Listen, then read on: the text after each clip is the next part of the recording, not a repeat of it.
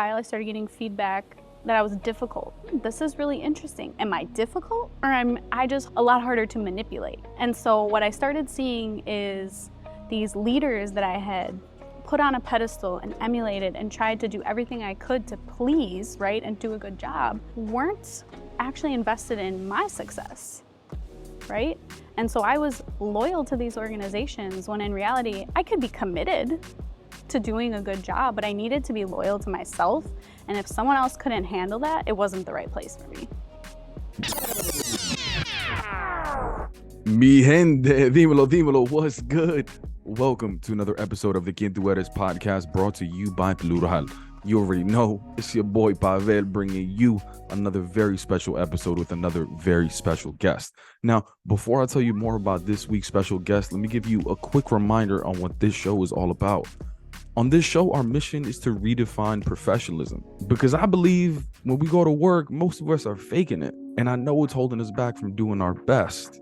So every week, we have a different guest join us for a very candid conversation around the conflict that they have experienced around professionalism versus authenticity.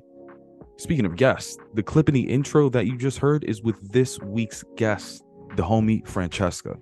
Before getting into the full episode, let me give you a quick little bio so you have more context going into the conversation.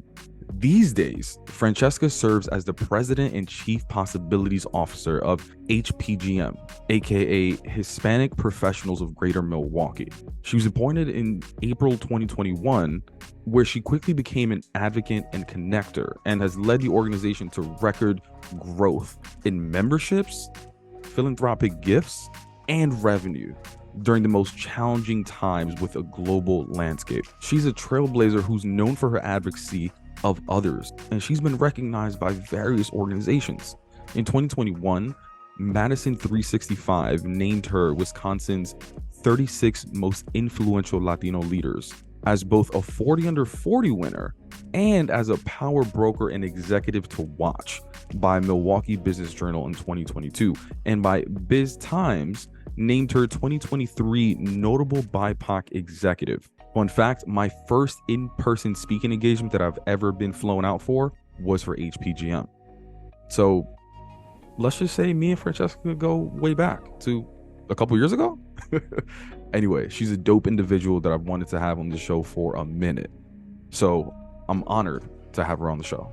To get Francesca's full bio, please be sure to check out the show notes of this week's episode. Now that you have a little bit more context into who today's guest is, let's be sure to check out this week's episode. Well, all right, let's start off with the word authenticity, right? I ask everybody, what does it mean to them? So when you hear the word, such a buzzword, what does it mean to you? To me, it feels, I'll tell you what it feels like. Okay. It feels like lightness. Lightness?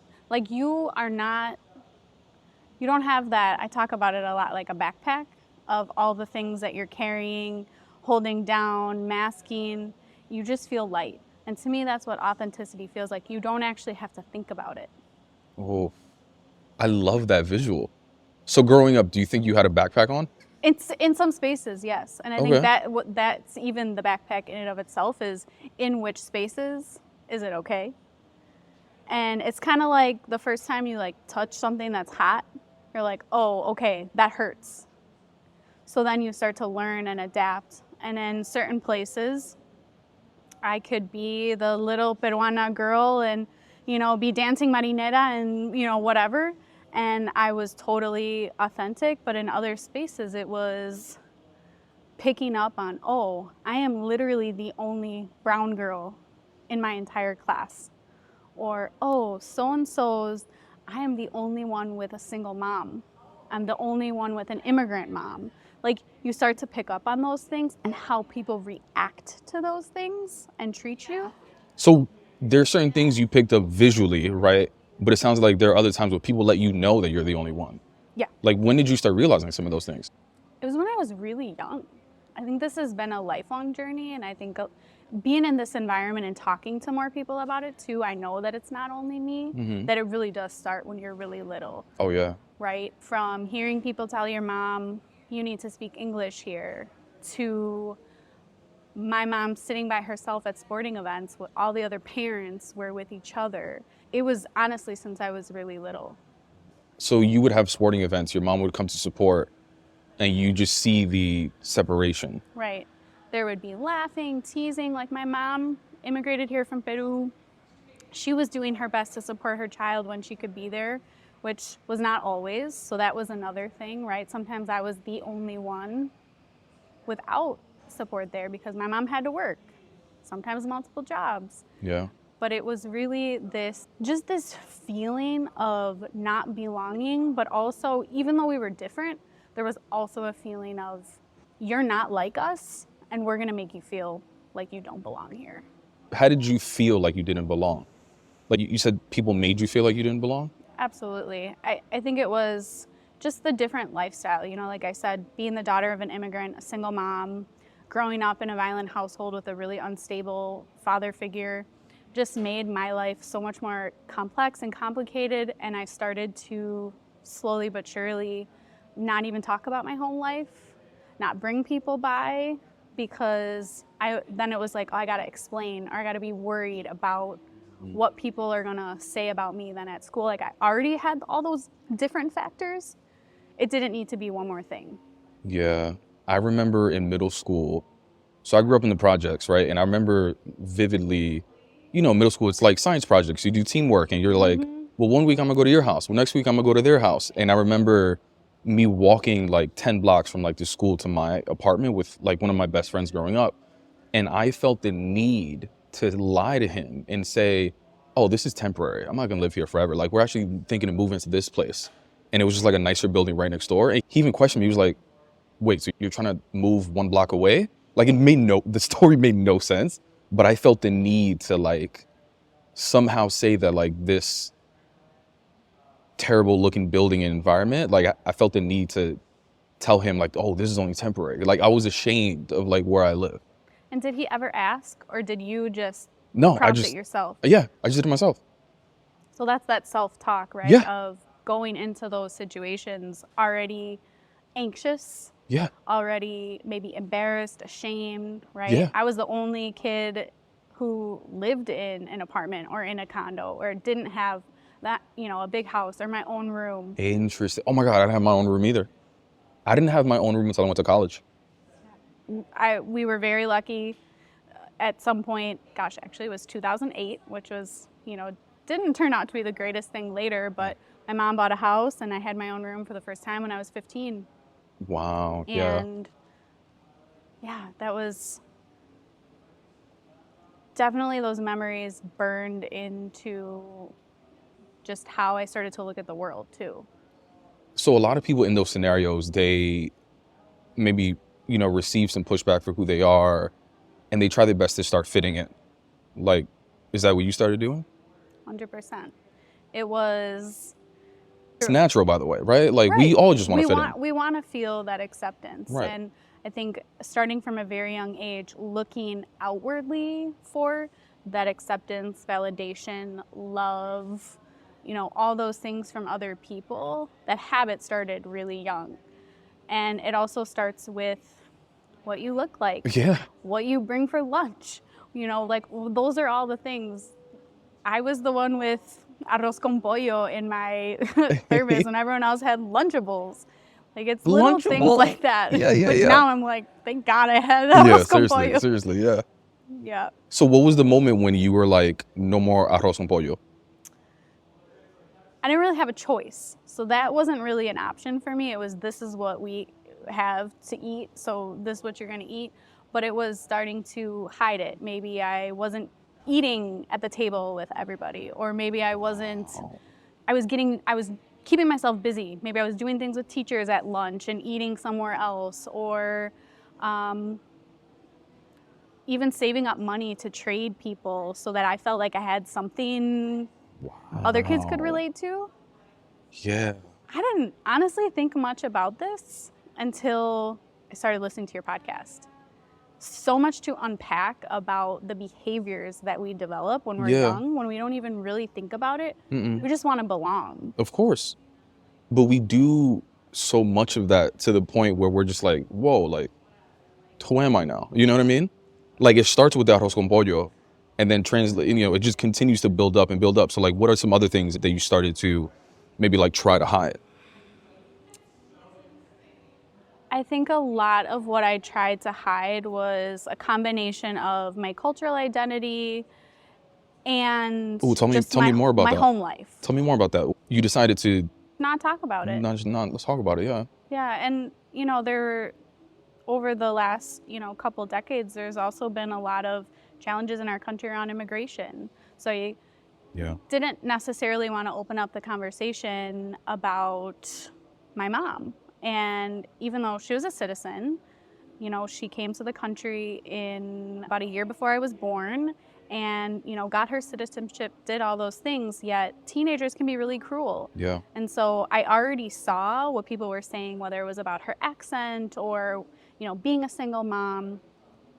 That's a whole other can of worms. So there were these really complex issues that as a 15, 16, 17-year-old, I didn't know how to navigate them. So it was purely shoving it down and avoiding.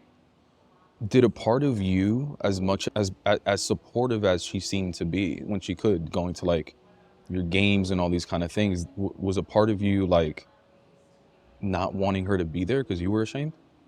Because I thought about this the other day. Like growing up, my family would beg me to come to my basketball games, and I would always tell them no.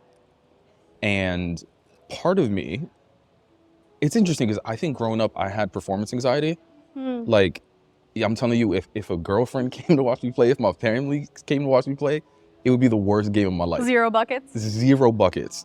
As a matter of fact, if you follow basketball, there was just one game where I traveled so much during the game that the announcer called me travel agent. Oh my God. That was my nickname. Pobrecito. It was so bad. All right, so like, yes, I had performance anxiety, but I haven't like explored this journal entry wise, and this is something that I need to explore.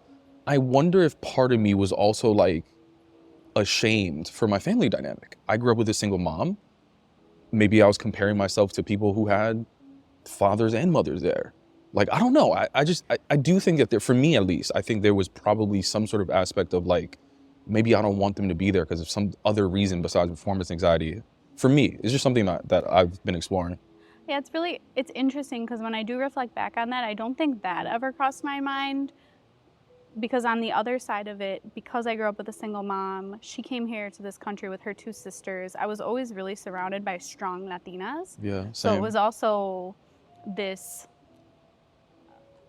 strong sense of self, even though in many other ways I was very insecure.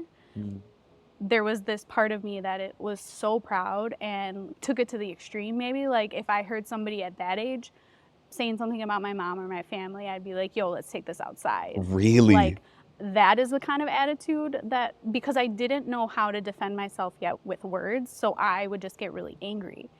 And I also would then, that was my defense mechanism, right? So then I started to get labeled as the angry Latina, right? The fiery, the this, and so I kind of felt like I could never win being quiet, so I'm just gonna be that person that everyone else has already labeled me as. So you embraced that. Wow. I would have never guessed. So, all right, so growing up, did you like, you're probably also, as you're getting to know yourself, you're also thinking like, what the hell am I gonna do with my life career-wise, right? And early on, I think we take from just representation that we see in the world, right? Whether it's, aunts, parental figures, friends, families, like, what did you see for yourself? Like, what did you want to go into? So in 5th grade, I had a teacher, Mr. Lenzini, who had us do this project. Okay. And it was to pick a career, the city we wanted to live in, the car we wanted to drive. He really had us do this project, but it had to be realistic. So you couldn't say, I was going to go make $30,000 a year and be driving a Porsche, right? You had to like make it real. And I remember asking him if he would sit with me because I didn't know what careers were. And I actually like get a little emotional thinking about it. Of course I knew what a doctor was and like these things, but when I did an inventory in my life, nobody really other than my godfather who was in the military and, worked for like public works had a career. So he sat with me and, we started talking, and at a very young age, I knew that there was something inside me, kind of like that being an older sister, the firstborn, la primogenita, that I really was passionate about protecting people and defending people. And so I picked a lawyer. And from that moment, it was, I want to be a lawyer. This is how much money I want to make because I know that's safety. I would hear my mom talking about, not to me, but talking about maybe not being able to pay the bills if my biological father didn't pay child support. So for me, that was important, right? Yeah. I was going to drive a black Lexus. It had to be black too. It had to be black because that was like what, I pictured a lawyer doing. And for a really long time, like through the time that I applied for my undergrad for college, I thought I was going to be a lawyer. That is fascinating. But I'm starting to even see the connections between your childhood, even like that protectiveness of other people. Like maybe you also wanted some protection as well. 100%. I have gone through a lot of therapy, and I've done a lot of work on myself, and even, with my mom and my family, my sister, my younger sister, to get to a place where I could reconcile both the feelings of hurt and harm and not being protected and not getting what I needed as a child, and being in a place now where I can say, I know that my mom did the best she could with what she had. Yeah. Yet that is still, today at 33, which I'm sure you can. I'm 33 too. Yeah. You can appreciate it's evolving. Like at 33, I'm still working to make sure that eventually one day if I have kids, I'm not working on my kids, right? Yeah. Do you think, so like even the financial aspect, like is that a conversation that your mom was like, hey, you need to make X amount of money to like help us out? Or did you just put that pressure on yourself? So what I saw from my mom was she would always find a way to make it work. What I didn't know was it wasn't always through the healthiest financial habits.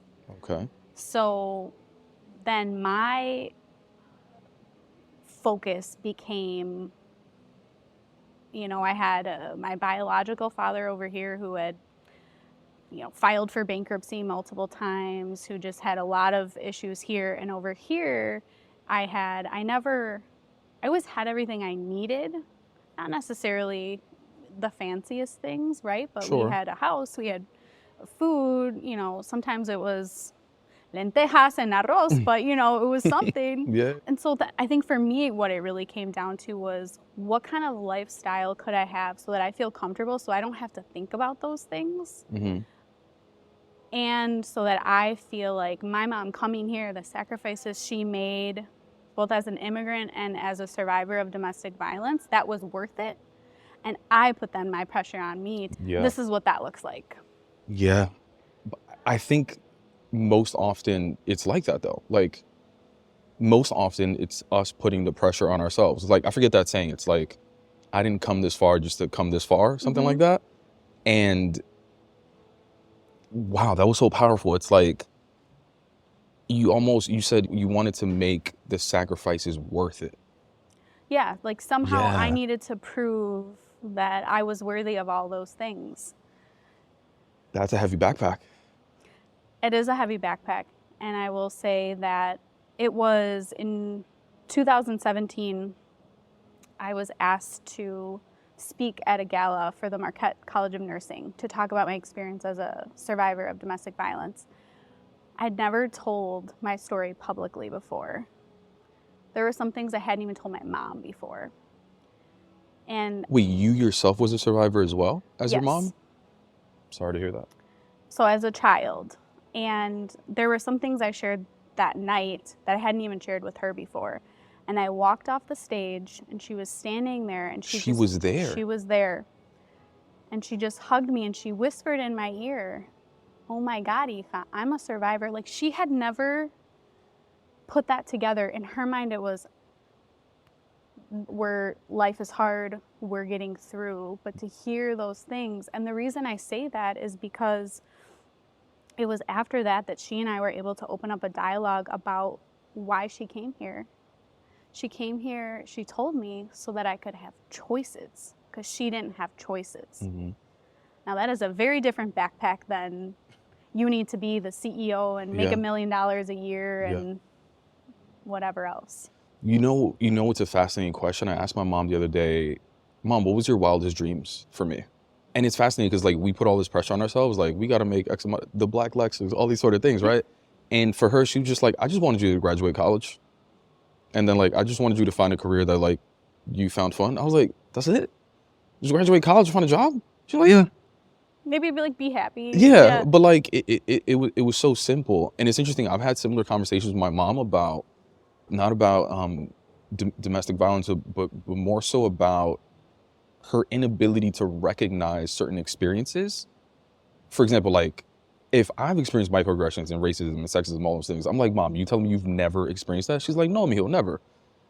But she equates it to being like, it's just part of life. It's just part of the job. And like, oh no, ellos estaban relajando, no te preocupes, eso no es nada. I'm like, Mom, like, my mom has an accent. Like, all of these sort of things. I mean, she's 70. Like, if it's 2023 and I'm getting these, you have had to have it, but it's that, like, inability to recognize the experience, but also recognize the pain that she probably went through. And it's, I believe, also this threshold that many immigrants set for themselves as survival. Yeah. Like, that's the bar. Yeah. And so anything that doesn't kill me, I don't even really have time or mental space to, like, label it or recognize it, right? Yeah. Because I'm here, I'm alive, you know, my kids are doing well. Yeah. So that's okay. Yeah. Speaking of survival, I think often our family tries to give us, like, career advice, but it's often just, like, survival tactics. Like, going into your career when you started working, like, what was some advice that you think your family gave you? We're just like, looking back at it, you were like, that makes no sense. Oh my gosh.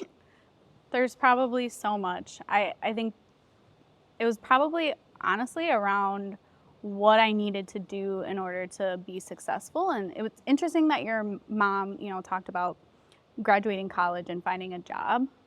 When you think about your wildest dreams or the possibilities that could exist for you, they're immense. Oh, yeah. Right? So some of it, I think, was almost, what didn't make sense was the limiting of what is possible for me. Yeah. Well, what do you, so people share that limit? Like, what do you think the limit was that people put for you? I mean, I think the limit was, you should go get your undergrad, go to law school, be a lawyer, make a lot of money, like, make a difference, you know, help people. Right. Instead of now, when I think about what's possible, I'm like, why wasn't someone saying you should be a senator or you should be a president, you should reshape policy, you know, it's thinking much bigger. Yeah. And I think it really does come down to, number one, in the Latino community, a lot of times it is about stability, safety, keep your head down, work hard. And if you work hard, these things will come to you. Right. When you really get out in the work world and you're like, it literally doesn't matter. You could be the biggest idiot and you could still be the president of a company. Yeah. You know what's crazy is that it's not even that our families aren't risk takers, because they risk so much to get here. Right. But it's once they get here, they don't want to lose or, you know, right, squander that somehow. Right. And they did all that so that we don't have to take the risks. This is the idea, the theory. Right. So when you started working, think about, like, your early, maybe your first corporate job. Like, what did your swag look like? How did you dress up? Papa, I'm going to send you a picture. I wore pantyhose to my first job interview. I sure did. Okay. Because I thought that was, like, what you were supposed to do. I wore pantyhose and black pumps and this dress that I got from the loft. Like, Okay. 22 years old, looking like a abuela, straight up. But that's what I thought I was supposed to do. Why did you think that? Because you look at the people that are successful, Sure. and, you know, that's what they be wearing. Oh my gosh, I don't even know where I got those pantyhose from. I might have got them from my mom. Okay, so it's an interesting exercise of comparison as well, right? Because early in middle school or like childhood, we walk in, we see what people are doing, we try to fit in, right? We want to belong. I wanted that limited 2 shirt. Like, that was how you knew you fit in. The limited 2? Oh my gosh. We'll What's talk that? later about the limited 2. Oh, It's kind of like the Abercrombie for little girls. okay, okay. But at work, we often do the same thing too. Like, we just want to be accepted. And was it like childhood where you looked around and you were kind of like the only one? For sure. So in my first corporate job, my first job out of college, it was the first job I interviewed for. It was the first job offer that I got. I took it. Congrats. That's amazing. Well, I was making $24,000 a year. Whoa. So I was coming out of, having my undergrad degree, but I just knew that the expectation was get a job. Right. So I did that, and it was a sure thing. And then it was in professional sports, and I was one of 2 women on my team. And I was so excited. But then by like the 3rd week, the other woman quit. So then it was just me and a bunch of guys. Okay. Primarily all white guys. Our manager was a white man. Almost every other leader in the organization was a older white man. Sure. And so when I'm looking around, you're kind of assessing at that point, are my differences going to help me or hurt me? And I think growing up in the household that I grew up in, early on you were already doing that. Right away. I was in a sales role too. So what I was going to share was growing up in a household where you have somebody who is emotionally volatile. You learn to read people. You learn to anticipate needs, which can serve you really well in many ways as a leader, but can also make it so that behavior of looking to everyone else for validation and support and all the things is just magnified by a million, right? Because you start to believe that other people are the authority on your own worth. Yeah. So with that mindset of putting these authority figures maybe on a pedestal, like what sort of impact did that start having on your career? Or how you showed up, rather? I know for a fact that it prevented me from being as great as I could have been. I was still successful. I still was good at my job. But again, it's like if you're walking through life with a 100-pound backpack on, it's going to be really hard to go far or go fast. Yeah. Well, like what parts of you do you think you were hiding in like your early career that was holding you back from doing your best work? I was such a private person to the point that no one really knew anything about my personal life. So like, how was your weekend? You were just like, laundry. Good. How about you? Yeah. Because it's complicated and it is nuanced, and I didn't want to say the wrong thing or be into the wrong thing that then was going to give people an impression that I didn't want. I wanted to say everything that I thought they wanted me to say. That was what I was most concerned about. Damn.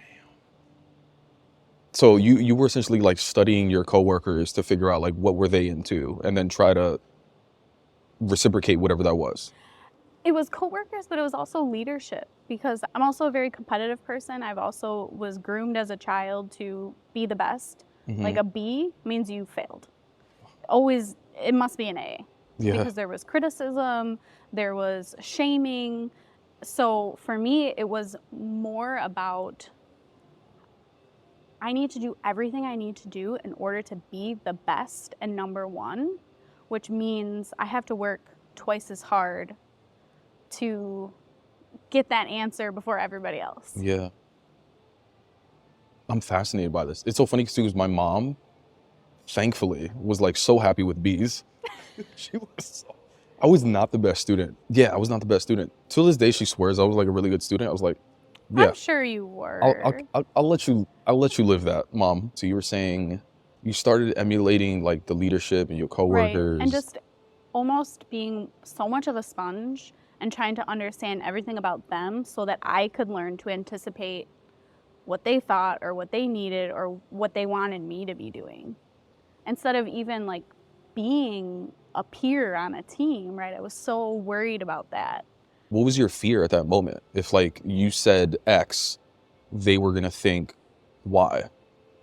When you grow up as a people pleaser, there is nothing worse than feeling like someone doesn't like you or you've disappointed someone. Like you always just try to fix it, right? Instead of being confident and secure in nothing I can say about myself is wrong because it's me, Yeah. you know? Yeah. So at what point did you start being a little bit more, let's say, authentic? At what point in your career? So in a previous role to the one I'm in now, there was an instance where my leader she was really proud about the team she had built, bringing more diversity onto the team. We had LGBTQ representation. I was Latina. We were all women, which is very different for this industry. And she shared with me feedback, which maybe shouldn't have, but that the executive leadership shared that I didn't count as diversity because I wasn't brown enough. So my entire identity, everything that I brought to the table, boiled down to this statement. And I remember in that moment committing to myself, whatever I do next, the most important thing is that I take off that damn backpack. Because even doing everything I had done for the whole, however many years in my career, that's still what people were saying about me. That you're not Latina, Enough. essentially. Yeah. How did that make you feel? For the first time, it made me feel almost so fatigued and tired by doing all of that. I just said, you know what? Why am I trying to prove my Latinidad to anybody? It is who I am. I am both 100% American and 100% Peruvian because that's who I am. And I don't need anybody else to validate that for me anymore. Like I just got to a point where I was so tired. Yeah. I think it's a common, not that I think, it's actually a common theme in everyone's story. Like they do all of that work and not like their actual job. They do all the like side until they reach a point of, let's call it burnout or some sort of like mental health breakdown. And that's when they're just like, from now on, I'm gonna start doing this. And at that point, what I've realized too is that it's not like you show up a complete different person the next day. It's often in like waves. 100%. Like, some people are like, you know what, I'm gonna do my hair a little bit different today, see if anyone says anything, or like today I'm gonna wear a pink blazer versus a black blazer. What was that first thing for you where you were just like, I'm gonna start showing a little bit more of myself? Drop the pantyhose, I'm assuming. Oh, the pantyhose are long gone at that point, thank God. It was honestly for me, it was more speaking up. I had a feeling you were gonna say that. And I will tell you that as soon as I started speaking up, after a little while, I started getting feedback that I was difficult. This is really interesting. Am I difficult or am I just a lot harder to manipulate? And so what I started seeing is these leaders that I had put on a pedestal and emulated and tried to do everything I could to please, right, and do a good job, weren't actually invested in my success, right? And so I was loyal to these organizations when in reality, I could be committed to doing a good job, but I needed to be loyal to myself. And if someone else couldn't handle that, it wasn't the right place for me. Yes. And is that the first time you ever been labeled that? No, I would say it kind of got to that. I think a little bit in every role I was in. Like I would maybe get to a little place where I would feel like, okay, I'm gonna speak up, or I'm gonna do this, or I'm gonna wear my hoops and my red lipstick and see what everybody's, And it was just at this point, I was in a leadership position that gave me a little bit more authority to stand in that and to give others permission on my team to stand in that. And that's when it was like, whoa. And when you say speak up, like, give me an example. Like you'd be in meetings and there was an opportunity to contribute and you would just like, right? Like you just didn't say anything? Yeah, or even just in your mind, like, is that a good idea? Should I share that? So then I started sharing that and then someone would interrupt me.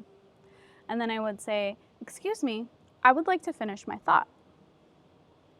That's not disrespectful, but it was all of a sudden assertive in a way that I was no longer afraid of what other people would think. I was more focused on, I can't live with myself anymore like this, feeling like this inside, and I need to honor that because I gotta live with me every day. Yeah. Oh, that's like the mental gymnastics that we all go through. And I'm just like visually just like imagining like a conference room and you just like standing up for yourself. Like it's such a powerful moment for you. And being the youngest person on the executive team and the newest person on the executive team, right? There's all these layers, but I think what I really came to realize was if I don't do this for myself, this then starts to spill out into your personal life. And I really started to ask myself the question, who am I? Like this work mentality had taken over so much that I had just lost so much of who I was as a person. And my relationships started to suffer, my health started to suffer. So it was truly that point of something needs to change. What are some other ways you think you started to show your authenticity besides speaking up? I mean, it seems simple, but really in the way that I dress. No more pantyhose. No more pantyhose for sure. But just not trying to overthink it and just do what feels good, right? To be more in flow. Because I think that mental load of the overthinking all the time was just taking such a toll on me. So I'm like, there's nothing unprofessional about sneakers. Right. And there's nothing unprofessional about a tank top. Sure. I don't need to, if I want to wear a suit, great, but I want to be the one to decide when I want to wear a suit. How do you think that has been received? I think it's been really liberating for a lot of people, especially in my role where we have a membership organization of thousands of Latinos who work, in the public sector, in the private sector, in nonprofit, who are like, oh, the president of that organization comes to an event in Air Force Ones? Okay, I'm going to do this. And actually, I have to give you your flowers because after your session with our HPGM folks, I have had countless people tell me that liberated them from the oppression that they put on themselves. They're wearing their hair natural, they're changing the way they're talking, they're changing the way they're dressing to be in line with who they are because you gave them that permission. Thank you. I appreciate that. And it's such a fascinating point in the conversation as well, because I think we often talk about the resistance that we get for authenticity, but it's really important to call out the messages of permission that you're getting from other people, like the appreciation, that must be validating for you. Absolutely. To know that we can it's within our power to shift mindsets, to shift expectations. Now, when we have events and people say, hey, what's the dress code? I say, wear what makes you feel powerful. Powerful. And some days for me, that might be a suit. Other days it might be jeans. Yeah. And other days it might be something else. But that shouldn't be the reason, that overthinking or that costume that you put on shouldn't be the reason that you can't show up as your wonderful self. I love that. And you know what's funny? For speaking engagements, I'm going to start using that. Because oftentimes it's like business casual. I love that idea of the dress code should be wear whatever makes you feel powerful. I love that. All right, well, you may have already answered this, but last question. You've received resistance. The higher you go up in any organization, the more present and public you're going to be. You're taking on opportunities that are very visible. There may be more pressure to go back to that assimilation, right? But what's the one thing that continues to inspire you and empower you to continue being your most authentic self in these spaces? I think the thing that continues to inspire me is there is literally not a week that goes by that we don't hear some sort of feedback about how HPGM in Milwaukee is shifting and redefining professionalism. So to think about thousands of people taking off their backpacks and then what that does for their families and the generational impact, that's beautiful. And I will also add that being able to use different parts of who I am, right, outside of HPGM, to stand in that so firmly that there is no going back.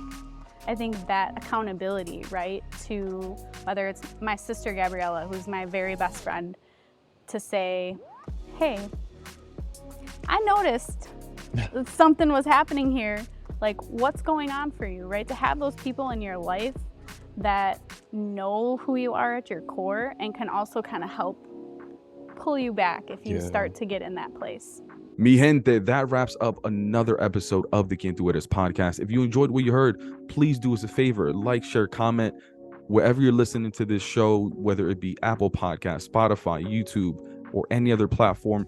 Please be sure to follow so that you're notified about any new episodes that we launch.